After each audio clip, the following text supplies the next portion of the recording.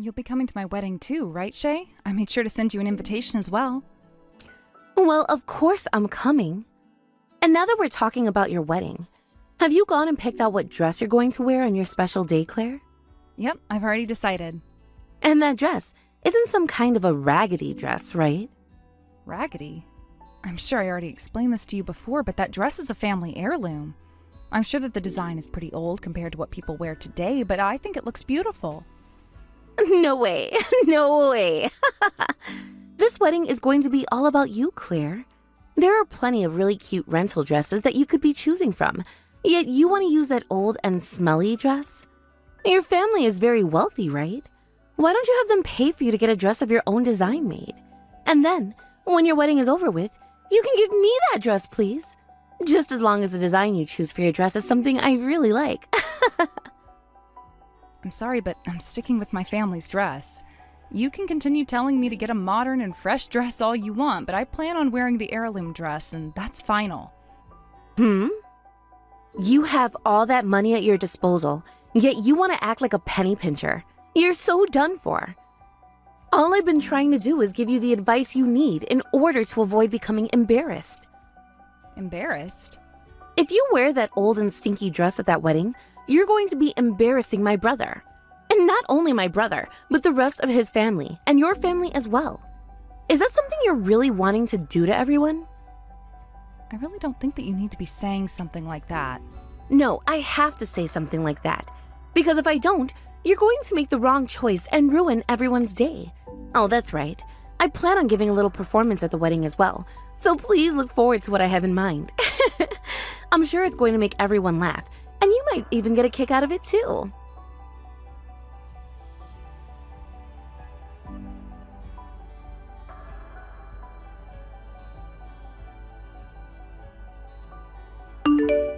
Claire, are you not coming back to the wedding venue anymore? If the main star of the show isn't going to stick around, then this whole wedding is going to be ruined. How can you be so calm after what's just happened to me? Do you not have any thoughts going through your head right now that maybe you did something very wrong? And not even maybe, because you did do something completely unacceptable. Is this about me punching you in the face? Or me going down the aisle instead of you? That was just a simple performance I gave. I told you already that I had a performance to give on your wedding day, right? And look, it even made my older brother who was standing right next to you laugh. And his reaction was also uncalled for. Camden, what happened with him? Is he still with you? Camden? He just started to think about the face you made again and is laughing his butt off. That asshole. People like you. Why did it take me having to put together a whole wedding to realize the kind of people you all are? Say whatever you'd like, just as long as you hurry up and get back here. Just change your dress or something and put on some new makeup to cover up blood and bruising while you're at it. Things aren't going to be that simple anymore, Shay. Because of you, my dress is completely covered in blood and is pretty much ruined. You're still going to get all worried about an old dress like that? It's fine. Just throw the dang thing into the closet trash can and get back here. It's not like you're going to be wearing that thing anymore, right? I'm not going back to that place. Huh? What are you saying there then, Claire? Are you already in your 30s and are getting married finally? So don't start saying very regretful things like that, you old hag. Or could it be this? Do you need me to apologize for what happened before you can come back? Well, I'm so sorry for throwing a good punch in your face on your wedding day. But come on now. Everyone in the place was laughing, so that means the performance I put on was a hit, right?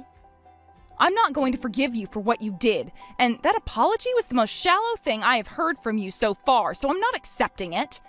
I'll have you know that my whole family is heading home now. You and your family can decide what to do after everyone on my side of the family is gone.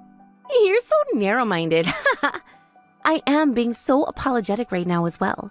And by the way, abandoning your own wedding after it's already started makes for a bad wife.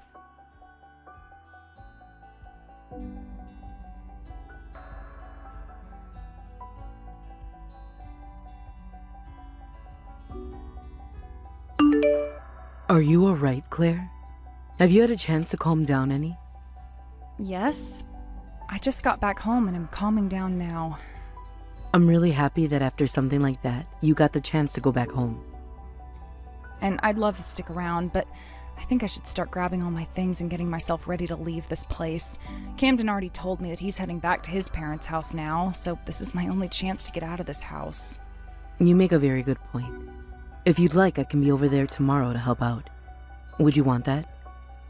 No, you don't have to. I don't have all that much stuff in this house right now. As long as you think you can handle all of that, then it's fine. What I'd like to know now is what the hell happened there. Even Camden was standing there laughing at you, and not a single person from his family came up to apologize to you after. I know. I'm at a loss for words right now. I should have been more careful. Up until now, Camden and his whole family all seemed like really good people. I mean, I suppose that Shay's always been a bit of a problem child, but at the very least, Jake and his mother were both such kind people to me. I'm sure they were at the time. I even assumed they were all great people when we got together to meet one another for the first time. And yet now? Is Grandma okay? She's not in complete shock because of all this? I don't think she's in shock anymore. Rather, she's just furious about what happened now. And I'm with her on that. I'm sure the both of you are. Claire, I just wanted to say that you are not to blame for any of this. So please, don't get down about any of it, and start doing the things that you have to do. All right. Thank you, Mom.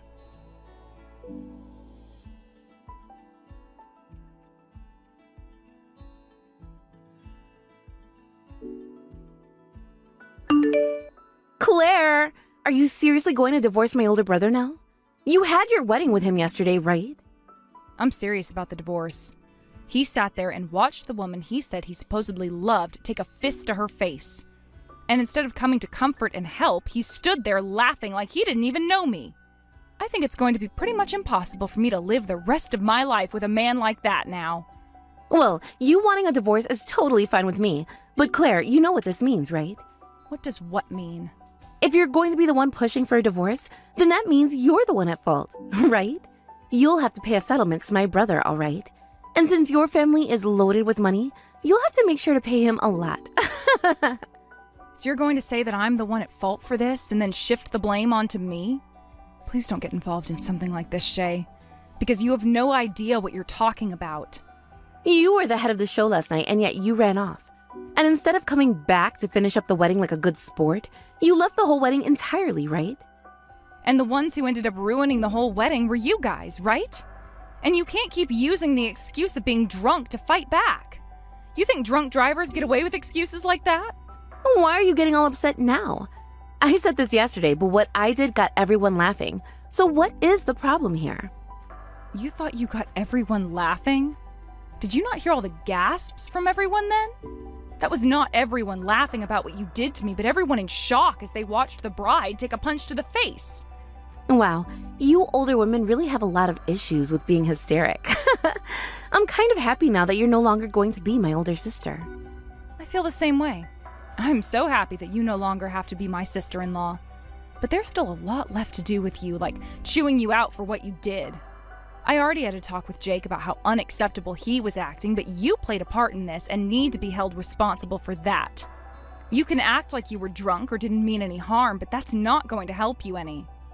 Sure. I love listening to sore losers cry.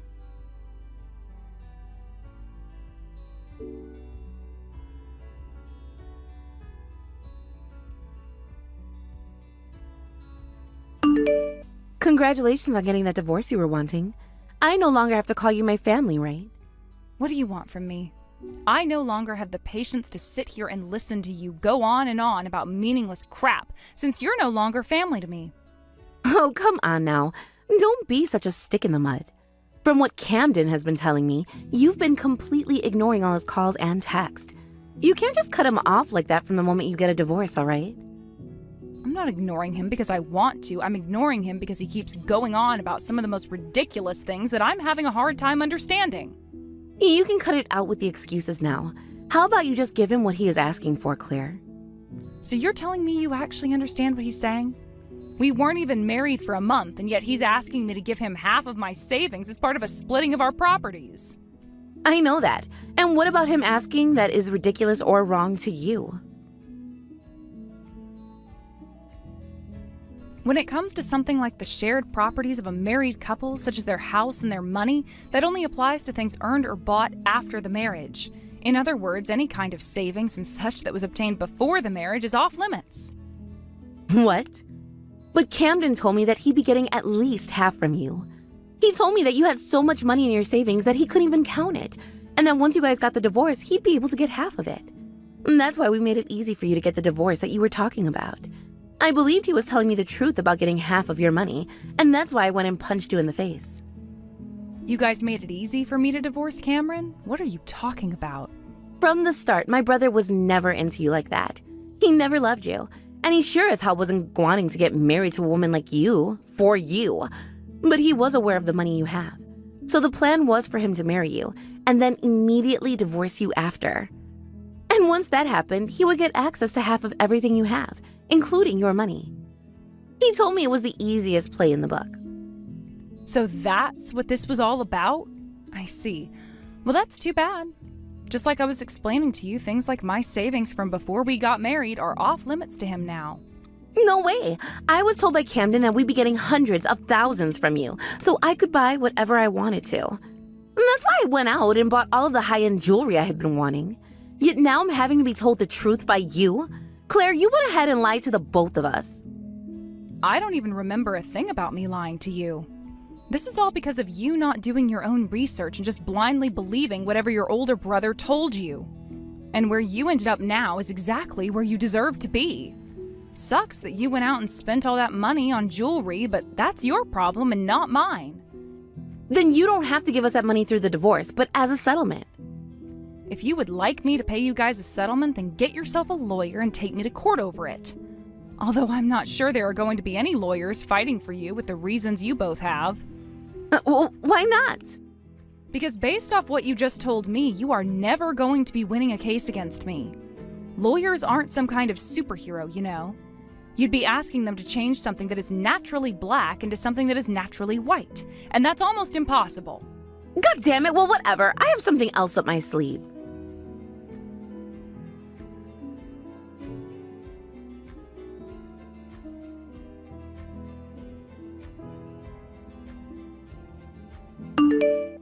This is Camden's little sister, Shay. I was able to get your number from my brother, and so I decided to text you with it. And you are Claire's mom, right? Shay, what do you want with me? After what you did to my daughter, I don't see how you have any nerve to be talking with me now. I have something to ask you, and that's why I needed to text you. Because Claire is such a stinky little jerk, Camden and I aren't able to get any of her savings or a settlement from her. As a wealthy woman yourself, you would never allow her to be so stingy, right? I'm not really sure what basis you have for saying something like that, but I have heard a lot from Claire already. All you guys think about is money and nothing else, right? I wonder why she was never able to realize that before getting married to you, greedy brother. I should have been able to notice something myself, actually. There was all those moments before Camden and her got married, and even then, I didn't notice a thing. Had I known then what you guys were after, I could have saved my daughter from staining her reputation in a way. It really does stink that you guys were never able to notice what we were planning. Now, how was it? Camden's and my fine performance. You are all fools, acting like you couldn't just make money through something like hard work and patience.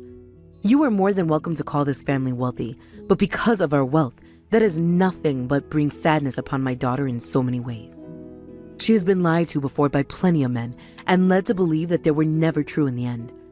And when she finally found a man she truly felt would not care about things like her family's wealth, she married him, only to find out soon after that he was the worst of them all. And that's your brother Camden I'm talking about. We even made sure to look into your brother to see if he had any prior issues, but he had a clean slate. That's why my husband and I allowed him to marry her. But now we've learned that it wasn't just him behind all of this, but you and the rest of your filthy family as well. I don't think you should be calling all of us filthy like that. We weren't trying to fool you all or anything. It's just that Camden, myself, and the rest of the family wanted to make you guys our never-ending line of cash. Whichever way you put it, you guys were only in this so you could use my daughter. You guys thought you had her in the bag too after Jake and her went to the courthouse, and all started to buy so many expensive things, thinking you'd get her money. So you heard about that little detail as well then? Well, that's right. I went and got myself a bunch of jewelry, and Camden got himself a brand new motorcycle. All things to make us look rich. So all we just need you guys is to pay up. That can be with a settlement or with half of Claire's money or with a donation event. It doesn't matter how you do it, just as long as we get our money, please. You have no clue what you're even going on about. If you had any common sense at all and put that to good use here, you'd understand that it's Claire who has a right to get a settlement from you. What? What are you wanting to say there? Did you guys forget that the wedding which took place a couple of days ago was paid for by us? Now that you mention it, I do remember hearing something like that. But what does that have to do with anything? Right now, we're talking with a lawyer regarding what's happened. And if we were able to prove that you and Camden are at fault, we will be able to make the both of you pay for everything. Huh? You're kidding, right? We'd have to pay for everything? How much would that be? We went ahead and made this wedding as expensive as possible, as was Camden's request. So you're looking at $40,000. We have no way of paying that kind of money. Are you a freaking dumbass? Excuse me? Is that what you call yourself now? I kind of like that name, dumbass. Well, it suits you and your brother perfectly after what kind of foolish crap you pulled, without even putting a thought into what the outcome would be. I'll start calling you Dumbass 1, and your brother can be Dumbass 2. This is why I hate old bitches like you, always taking little cracks at people like that.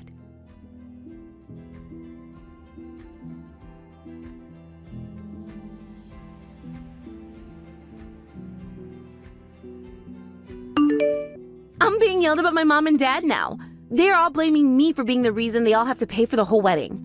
I am the whole reason things turn out like this, because of me throwing a punch at your face. That was what my brother told me to do to you, though, and my parents all agreed with it. They're all going to cut ties with me now if I don't do something. Even if they want to blame me for everything, this was all your fault to begin with. If you are still blaming me at this point in time, that must mean your brain has completely stopped working. So you're going to pick on me again, huh? I hate the both of you. And I really don't care how people as low as you think of us. It's not like you have to see us ever again, right? Well, if you don't want to see us ever again, then stop trying to make us pay for that wedding. That has nothing to do with you guys and us. That has to do with the responsibility your family has after what you all did. Ugh. If this is how you're going to treat me, then I'm going to go online and tell everyone what you've done to us. Then everyone who feels sympathy for my family and I will rally with us and make sure you pay for what you've done. You really think there are others out there who would sympathize with you? I've already talked with plenty of people already about what you guys had done to me, and so far not a single one of them has sided with you. And what about your friends that you've spoken with? Did any of them say they felt for you? None of them did. But that's just because they all don't understand. That's not true. They do understand what you did, but they know better than to side with a couple of bad eggs. You're calling us bad eggs now? All I frickin' did was hit you in the face with a cake. That was it. Yet now you're taking all of that way too far. Are you actually that screwed in the head? You're asking me that? Not only did you guys deceive me and try to get my money, but in the end, the most heartbreaking thing for me of all was that you, Shay, you ruined that dress. And you getting so upset over an old and stinky dress getting a little bit messy makes no sense to me. That dress which you kept calling old and stinky and said was raggedy before, do you have any idea how expensive it is? Because if you did, you would never say anything like that about it. You want me to tell you how much I think it's worth? At the very most, $50. I don't think any dress could be worth that little. That dress was my grandma's, which she bought while she was on a little vacation to Spain. It's from one of the most famous brands in the world and is worth more than you've ever made in your life. Back in the day, it was worth $7,000, which in today's money is around $50,000. It's considered an antique now because that brand is no longer around, which only triples that price. What? I never knew that. Even if you didn't know what the price of a dress like that was, you knew just how important it was to me and to my family. Yet you still had the frickin' nerve to ruin it in front of my whole entire family. That dress was first worn by my grandma, and then she passed it on to my mom, who then passed it on to me. Recently, my grandma hasn't been doing too well, so one of the last memories I wanted to give her was of me wearing her wedding dress. But you came in and not only crushed my dreams, but crushed my grandma's dreams as well. I was going to refrain from trying to completely destroy you, but the moment I realized you would never learn your lesson until your whole entire world crumpled around you, I knew I had to fight. So I'm going to make sure you pay for this dress to be cleaned. What? What the hell? You think the cost of cleaning that dress is going to bother me? That'll only be a couple $100, right? If that's all I'm going to have to pay out of my pocket, I could do that in my sleep. Did you already forget what I was just saying? The dress is an antique. A couple $100 to clean it up just isn't going to cut it. What? And if the cleaning isn't able to take care of all the staining, then what will happen? You'll have to pay for the dress that you destroyed. No way. I already have to help pay for the wedding. This is what you and your family asked for, though. So don't complain to me about the price that is to be paid for screwing around like that. No! Claire, please don't be so cruel to me. I will make sure to learn my lesson and change. If I have to pay that kind of money, I'll have to go into debt. And that kind of debt at my age, my life will be over with. You think I'm listening to you right now? You went and ruined my family's heirloom dress and laughed about it like something worth over $200,000 being ruined wasn't going to bother me. How about you go and ask your family to take all responsibility for that debt, and then you can all pay it off together. They're not going to listen to me anymore. Claire, what do I have to do for you to get you to stop asking for us to pay you so much? You could always off yourself. Then your family would have to pay me for everything instead, and you would no longer have to worry. But besides that, there's nothing that you can do for me now. I'm a pretty heartless person after all, so those are your only options. I don't care which one you choose as long as I get the money I'm owed. Now please, sit around and wait with your family while my lawyer gets all their things together and gives you guys a call. And please don't ever call or text me again. Claire, please. Please. No way, I don't want to pay that much. I can't pay that much. What should I do right now?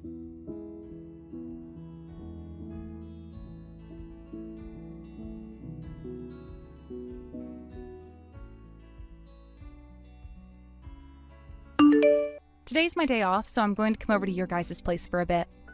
All right. We'll be waiting for you. Your grandma is really looking forward to seeing you today. And I can't wait to come out and see her smiling face again. But the way her dress ended up getting ruined, I feel so bad for what's happened. Your grandma told you not to worry about any of that anymore, right? She's just happy to hear that you were able to cut ties to those monsters. And she actually believes that dress was like a blessing for you, because it showed you what evil awaited you and cleansed them from your life.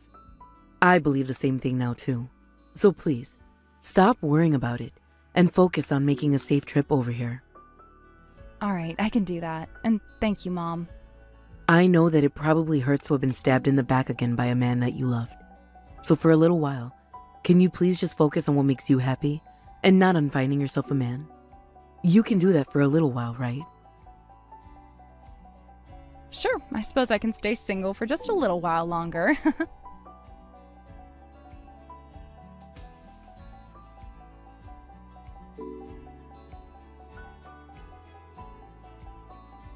I'm not entirely sure how things unfolded during that phone call between my lawyer and Camden's family. All I know is that my lawyer had a conversation with them, and afterward, he explained the situation to me in great detail. According to him, not a single person in Camden's family seemed willing to take responsibility for what had happened regarding the dress, or the wedding, or anything at all. Everyone was pointing fingers, and no one was ready to acknowledge their part in the mess. But as soon as my lawyer started outlining the consequences of not settling things out of court, things started to change. He made it clear that if they didn't come to an agreement, they would likely never be free of debt, and their financial situation would be an ongoing nightmare. When he laid it out like that, things seemed to click. The weight of what was at stake hit them, and for the first time, they actually seemed to pay attention. At that point, it was clear that the parents, at least, were starting to listen. However, my lawyer himself wasn't fully convinced that they understood the severity of the situation. He had his doubts during the conversation, unsure if they were just pretending to get it, or if they truly grasped what was coming their way. Nevertheless, by the end of the discussion, they had agreed to pay for the entire wedding and have Shay take responsibility for covering the cost of the dress. It was a step forward, but just barely. Despite this agreement, the moment the phone call ended, Camden's family resumed their usual behavior. They went right back to fighting amongst themselves and arguing over who was to blame for everything. It seemed like they couldn't get through a single day without having another argument break out. I heard that for weeks they were at each other's throats, bickering about who should bear the most responsibility and who would have to pay the highest share of the costs. It was exhausting to even think about. At one point, their fighting became so loud and intense that the neighbors ended up calling the police. There was a concern that someone in the house might be in danger, or worse, being attacked. When the police arrived to check on the situation, they found Shay standing behind Camden, who had answered the door. Shay had a massive black eye and was crying uncontrollably. The officers immediately placed Camden and his father under arrest, suspecting one of them might have been responsible for hurting Shay. However, further investigation revealed that it was actually Shay's mom who had been the one to cause the injury, and as a result, she was forced to leave the house for a while to get the help she needed.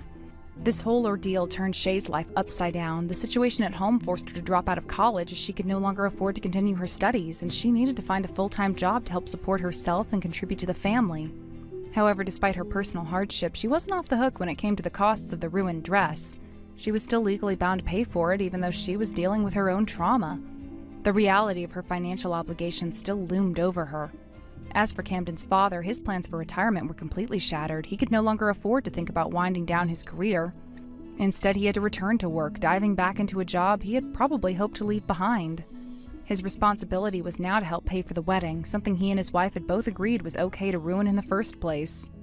The sudden reversal of fortune for Camden's family must have been a harsh wake-up call, one that left them scrambling to make ends meet.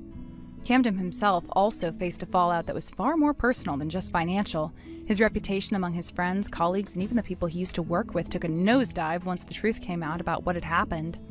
People he considered friends quickly distanced themselves from him when they learned the details of what he had done. The truth was hard to ignore, and Camden's fall from grace was swift. His professional life was no better. He soon found that his place at the office was no longer secure. He had essentially lost his standing in the company, and soon enough he had no choice but to quit his job and leave town. Camden's decision to leave town wasn't just about finding a new job, it was about escaping the whispers and judgment that followed him. He was searching for a place where people had not heard about what had happened, a place where he could start fresh, but I had a feeling it wouldn't be easy for him to outrun the consequences of his actions, no matter where he went. Months passed, and eventually I received the money for the dress that had been ruined during the wedding fiasco. They had paid the amount that was agreed upon, and the wedding was finally fully paid for. Whether the money came from loans, personal savings, or some other source, I wasn't sure, but something told me that Camden's family would not be enjoying a comfortable future. They were unlikely to recover from this financial and personal disaster without enduring lasting consequences. As for me, after everything that had transpired, I got back to focusing on my own life. I threw myself into my work once again, determined to build up my savings and get back on track.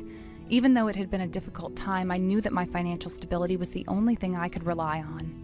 In the midst of all of this, I found myself reconnecting with an old colleague from work. We had lost touch for a while, but we began meeting for lunch every few weeks.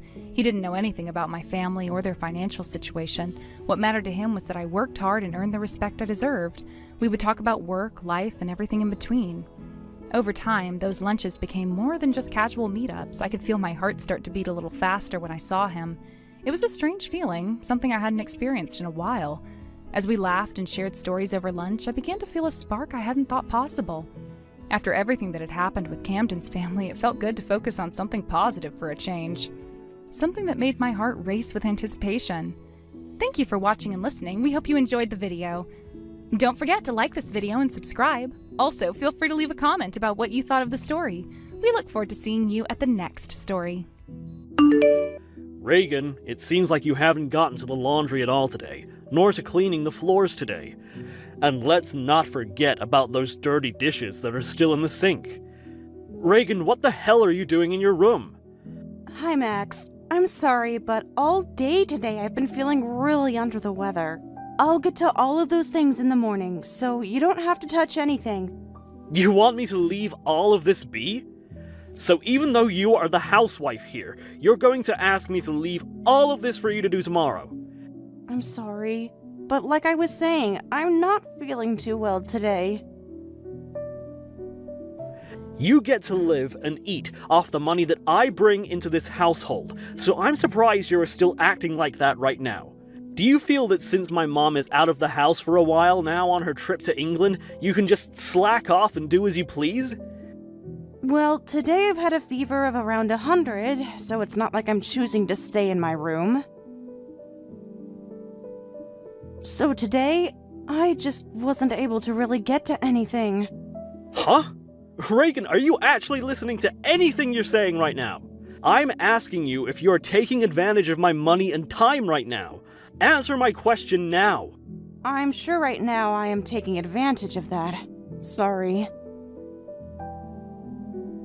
If you have the guts to apologize to me for that, then you have the energy to come down here and get these chores done right now. Because of all these plates stacked up in the sink, I'm no longer able to use it for anything else. Also, I've noticed some of the decorations and design of the living room has changed. Why would you do that? I did change it up in there a little. I just wanted there to be a change of atmosphere in there. Excuse me? You did all of that without asking me first? Whoever told you you were allowed to change things up in here? This house is being paid for with the money I bring in. And that means my mom and I get to decide what is and isn't done here. But when I video called your mom, I showed her the living room and she told me she really likes it that way. She is too kind, and that's why she'd say such a thing. Why did I end up marrying such a thick-skulled woman as yourself, who acts all happy about it? I'm sorry, but today I'm in need of some rest, so let's pick back up on all of this tomorrow when I'm hopefully feeling better. Right now, my head is starting to hurt. Go right ahead then. However, I can't say I'll care about what happens next.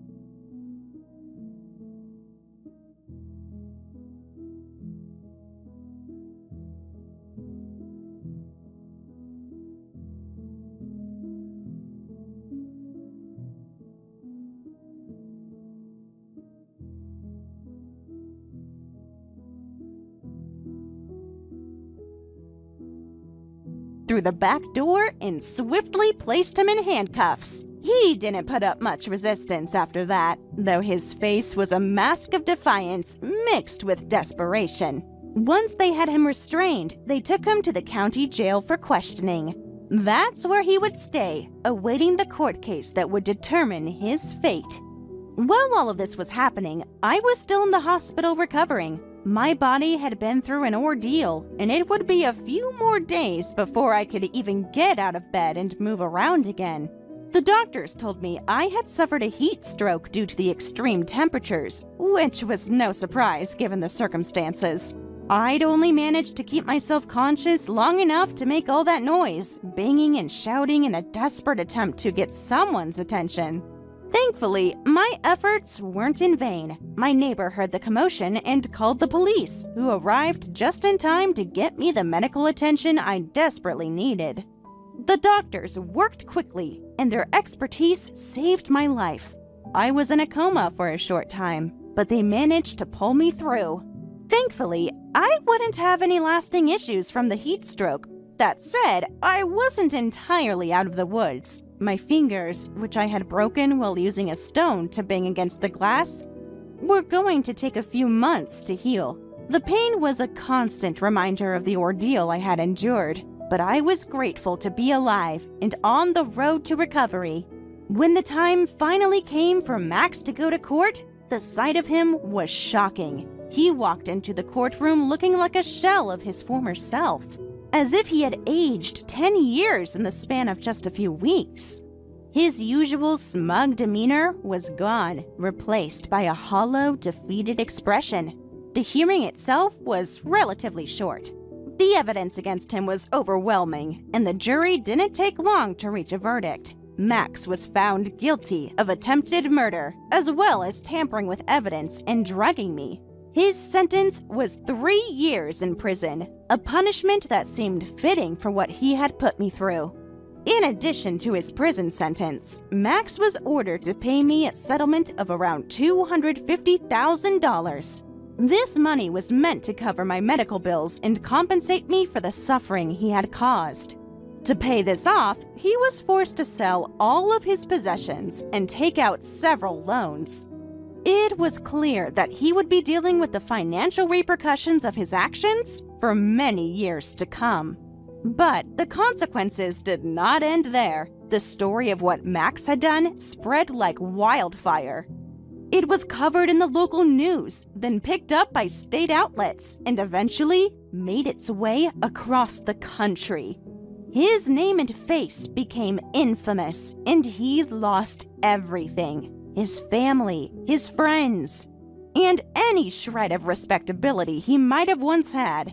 In prison, he didn't even bother trying to make phone calls because there was no one left to answer. 3 years have passed since then, and Max has now been released from prison. But life outside isn't much easier for him. The weight of his actions follows him everywhere he goes. Employers recognize his name and face and refuse to hire him. He's drowning in debt, struggling to find a foothold in a world that no longer wants him. Even outside his hometown, people know who he is, and the stigma of his crimes ensures that he remains an outcast. As for me and Deborah, we decided to leave that town behind after everything that happened. We sold the house and used the money to start fresh somewhere new. Deborah took the lead on finding us a temporary apartment while a new house was being built. The new place is much smaller than the old one, but it's cozy and perfect for the two of us. Thank you for watching and listening. We hope you enjoyed the video. Don't forget to like this video and subscribe. Also, feel free to leave a comment about what you thought of the story. We look forward to seeing you at the next story. Ellie, don't you think you're spoiling my husband a little too much?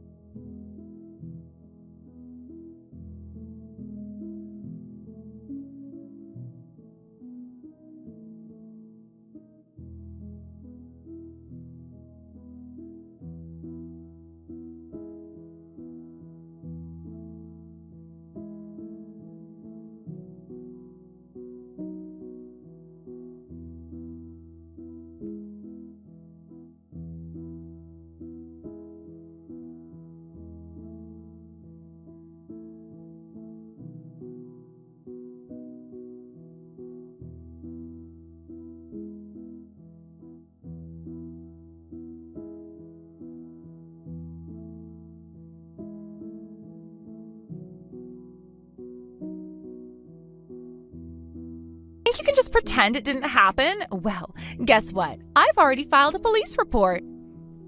Wait, what? What are you even saying? I don't have a daughter. Excuse me? Are you seriously trying to deny something so fundamental now? So it was all true, huh? My husband warned me about this. He said you'd try to weasel your way out. When I asked him when you'd pay us back, he said he'd check with you, but now he's been gone for days. Don't tell me. You did something to my husband, didn't you? Wait, hold on. Calm down, okay? We seriously have no idea what you're talking about. Our daughter's wedding? We don't even have a child. How could there be a wedding? We couldn't have kids, you see? That's why we've been rescuing and raising dogs and cats as if they were our children. And $50,000? No, we've never borrowed such an amount. In fact, we've never even needed that kind of money. We're a dual-income household, and honestly, we're doing fine financially. Then where did the $50,000 that my husband took go? Like I said, we have no involvement in this at all. How would we know where your money is? But I heard you've been meeting with Richard recently. Okay, since things have escalated this much, I'll just say it outright. We haven't seen him. After you contacted me last time, I didn't bring it up again because you never followed up. But the truth is, Richard hasn't met Chris at all. In fact, they haven't seen each other in a long time. So that means your claim about Richard meeting Chris, it's a lie. What? You two aren't conspiring together, are you? Conspiring? Us? With Chris? Why on earth would we do that? For what reason? Chris has always been cunning, deceitful, and willing to take what doesn't belong to him. That's exactly why Richard has been keeping his distance from him for years. Even the in-laws didn't want anything to do with Chris, which is why we've all kept our distance from you and your husband, too. You seriously didn't notice? What? But my husband told me he was just being kind. He said it's better not to associate with the in-laws. He said there's no need to stay in touch or visit them, so I could do as I pleased. Oh, I see. Well, that sounds exactly like something Chris would say. He probably thought there was nothing good to come from you getting involved with his family, so he deliberately kept you away. Why would he do that? Well, based on how things have played out, I guess he borrowed money from you and used it for something. But he didn't want you to find out, so he made it seem like it was for family-related reasons, a perfectly justifiable excuse. Huh? Wait a minute. Are you seriously saying you two didn't receive the money? Show me proof. We didn't take it, and we haven't been in contact with him. How do you expect us to provide proof of something that never happened? Besides, the fact that we don't have a daughter is proof enough, isn't it? When my husband gets home, I'll ask him about it, but aren't you with him right now? For the last time, we haven't seen Chris in ages. Honestly, the fact that you contacted us now out of nowhere was shocking enough. We haven't even been in touch, let alone met with him. And yet here we are being accused of meeting him. It's absurd. But my husband told me this. He said you two were absolutely no good, that staying involved with you would only lead to trouble. He said not to contact you. And as for the $50,000, he told me it was because his younger brother wanted to impress his wife. He said his brother asked for the money secretly behind his wife's back. I thought, wow, Richard must be such a pathetic guy to do that. Even though he should be earning enough, he just couldn't stop gambling and chasing after women. I was honestly relieved that I didn't end up marrying Richard. Where do I even begin? It's astonishing how much of this is outright fabrication. Gambling and chasing after women? Those are literally the two things Richard despises the most. And you're telling me you believed all of this nonsense about him? That was a long time ago. Besides, my husband told me Richard changed because he married such a terrible wife. He said that's why Richard became dependent on gambling and other vices. But once they had a child, he wanted to turn things around for the child's sake. That's why he needed the money. And that's why you gave him $50,000? My husband told me he'd make sure it got paid back. He said Richard earns a good salary, so it wouldn't be an issue. I am speechless. There isn't a shred of truth in any of this. If anything, the person who can't stop gambling and chasing women is Chris, not Richard. Wait, what are you saying? Chris, years ago, spent all the money in the house, Richard's savings included, on gambling. He thought he had a surefire way to win, but ended up losing everything. He completely lost the trust of the family. To make matters worse, he started chasing after women, blowing what little money he did win on them. That's precisely why Richard decided to keep his distance. And when we got married, you and Chris married shortly afterward. I have to say, the fact that you, who were obsessed with Richard, jumped at the chance to marry his older brother, it made all of us sick. Excuse me? What are you even talking about? Are you sure we're talking about the same person? Chris does put on a good front, I'll give him that. If Richard hadn't warned me about him, I probably would have thought he was a decent guy, too. But Richard made sure to caution me from the start, and I kept my guard up. And since Richard distanced himself from his brother, Chris didn't try to involve me much either. Meanwhile, you, completely oblivious, went and married Chris in a rush. I suppose it's understandable. You probably fell for him because he looks so much like Richard. I mean, he was kind and sincere, and yes, he looked like Richard. So I thought, why not marry the brother instead? He seemed to like me, too. Well, you were a career woman, weren't you? Chris must have seen the dollar signs.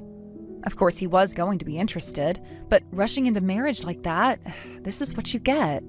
But I loved Richard for so long. I couldn't stand it when he married you, someone divorced no less. So I thought, if I marry his brother, I can show you up.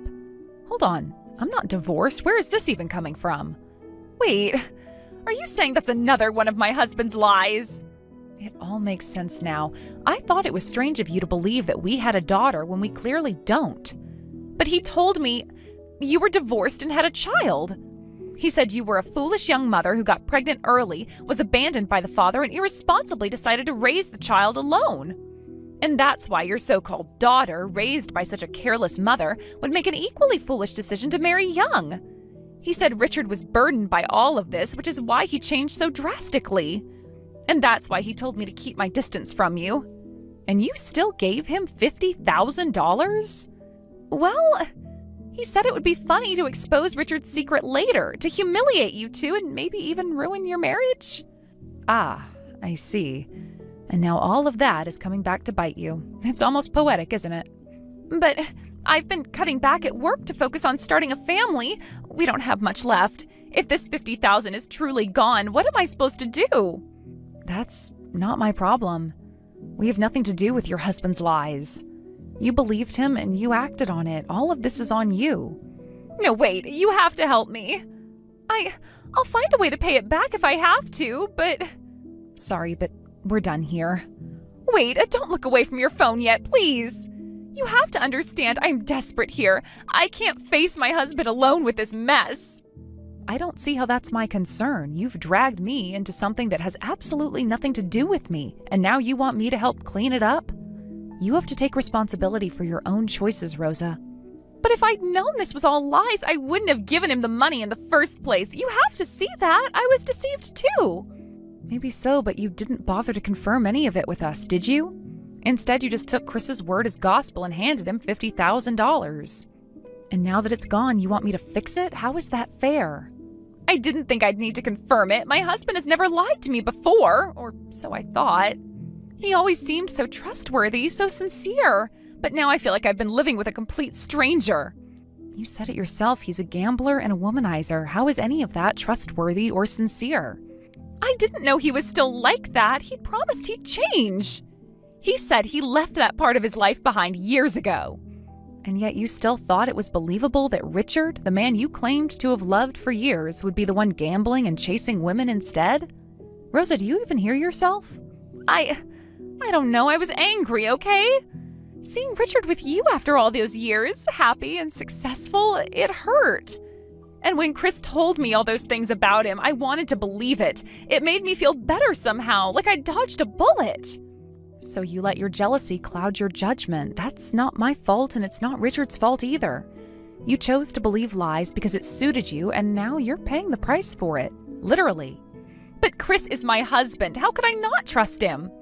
You just said you feel like you've been living with a stranger, so which is it? Do you trust him or don't you? I don't know anymore. Everything is so messed up. My husband is gone, my savings are gone, and now I don't even know what's true and what's a lie. I feel like I'm losing my mind. That's unfortunate, but it's not my problem. Please, I am begging you. If I can just find my husband and figure out where the money went, I can fix this. But I can't do it alone. Why are you even coming to us for help? Chris is your husband. Isn't he the one you should be chasing down? He won't answer my calls, and I don't know where he is. That's why I thought maybe he was with you, or that you might know something. But if you really haven't seen him, I don't know where else to turn. Have you tried his usual haunts, the casinos, the bars? If he's up to his old tricks, that's probably where you'll find him. I've checked everywhere I can think of. He's not any of the places he used to go. It's like he's completely disappeared. Then maybe it's time to accept the truth. Chris isn't coming back. Not with the money and not with any answers. No, that can't be. He wouldn't just abandon me like this. Why not? He's done it before, hasn't he? You said yourself that he's gambled away everything in the past. What makes you think this time is any different? Because he promised me. He said he'd changed, that he wanted to build a future with me. And you believed him, just like you believed every other lie he told you. Rosa, I hate to say it, but you've been a fool. I don't need you to rub it in. I already know I've been stupid, but I can't just give up. I have to find him. Fine, then go find him, but leave us out of it. We've got nothing to do with this mess, and I'm done wasting my time on it. Wait, please, don't leave me yet. What now? If you really haven't seen Chris, then maybe you can help me in another way? I don't see how. You could talk to Richard for me. Maybe he knows something. Maybe Chris reached out to him and didn't tell you. Rosa, I already told you, Richard hasn't seen Chris in years. They don't talk, they don't meet up, and they certainly don't share secrets. But what if Chris contacted him recently, just this once? Richard might know something and just didn't want to worry you by telling you.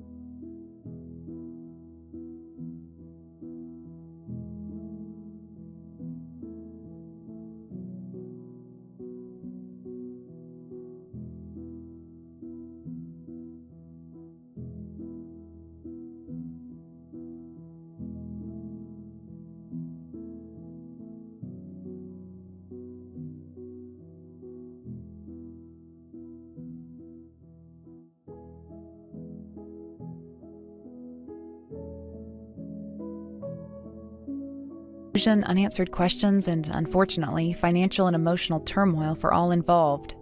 His sudden disappearance was both a shock and, in some ways, a relief, though it didn't come without its own set of problems.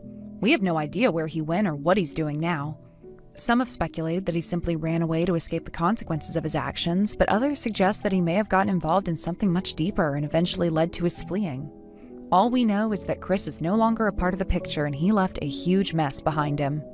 However, just when it seemed like things couldn't get any worse, a horrifying truth came to light. It was revealed that Chris had accrued a staggering amount of debt, an amount so large that it was practically unimaginable. The The sheer scale of his financial irresponsibility was enough to make anyone's head spin. How did he manage to get himself into this position? Well, the details are unclear, but from what we've heard, Chris had been living beyond his means for a long time, indulging in lavish purchases, taking out loans, and getting involved in financial schemes that only served to deepen the hole he was digging for himself. He had been hiding his financial troubles from everyone for years, perhaps hoping that he could find a way out or that someone would come to his rescue. Sadly for him, no rescue ever came, and his debts reached a point where they could no longer be ignored or concealed. And here's where the situation took a darker turn. It wasn't just Chris who had to bear the burden of this massive debt. No, it was Rosa, his wife, who was forced to take on this financial nightmare. The news that she was expected to pay off Chris's debts was not just shocking, it was infuriating. Rosa, for all her faults, was not the one responsible for Chris's reckless behavior. Yet somehow she found herself trapped in a situation where she had no choice but to take on this enormous financial burden. It seems that Chris had left her with no option but to carry the weight of his mistakes, whether it was through joint accounts, shared financial responsibility, or simply the legal ramifications of their marriage. Whatever the reason, Rosa ended up shouldering the burden of his debts, and it's difficult to imagine the kind of stress and hardship she must have experienced as a result. At this point, we had no choice but to sever all ties with Rosa. The situation was simply too toxic to be a part of. And we knew that continuing to stay in contact with her would only lead to more frustration and heartbreak. It wasn't just about the debts anymore, it was about the lies, the manipulation, and the emotional turmoil that came with being involved with Chris and Rosa. We blocked her from all communication channels, phones, emails, social media, everything. It wasn't an easy decision, but it was necessary for our own peace of mind. We couldn't keep dragging ourselves down into the mess they had created. From that point on, we had no way of knowing what became of Rosa. What happened to her after we cut her off? Did she manage to pay off the debts Chris had left behind? Did she find a way to rebuild her life, or did she fall deeper into despair?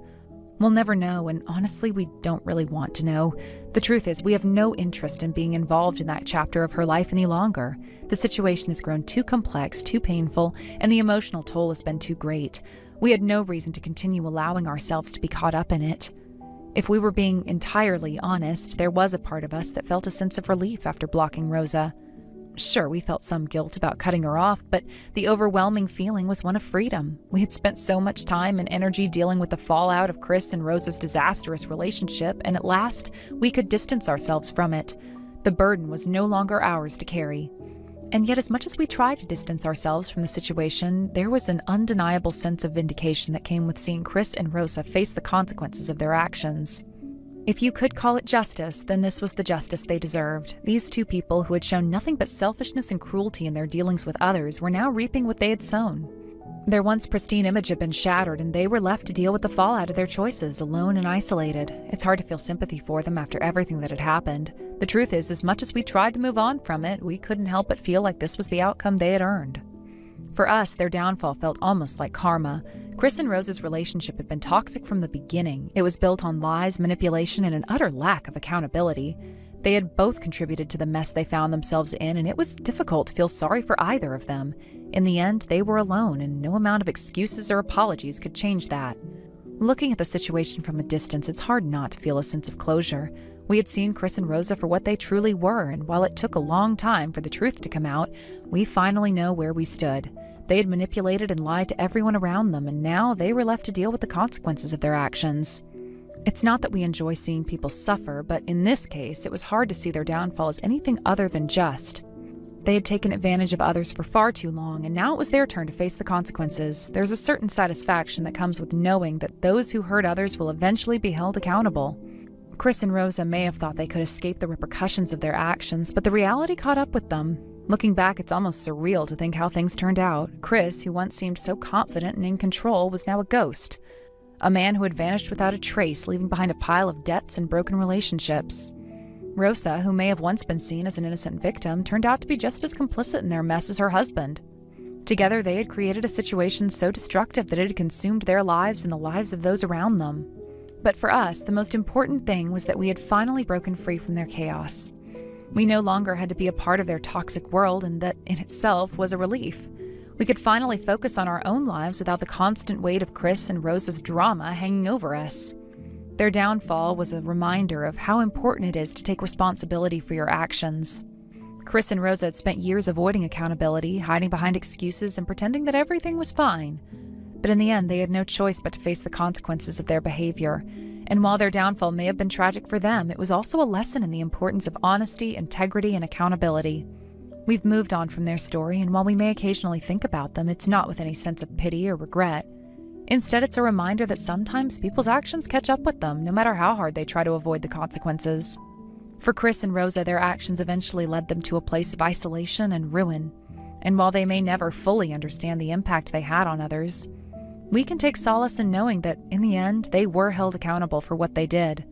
Their story, as chaotic and destructive as it was, ultimately served as a harsh but necessary reminder that actions have consequences, and eventually we all must face them.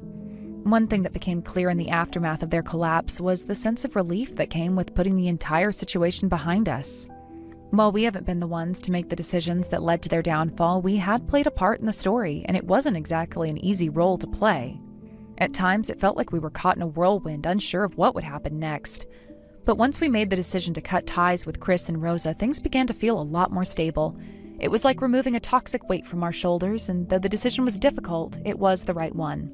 Thank you for watching and listening. We hope you enjoyed the video. Don't forget to like this video and subscribe. Also, feel free to leave a comment about what you thought of the story. We look forward to seeing you at the next story.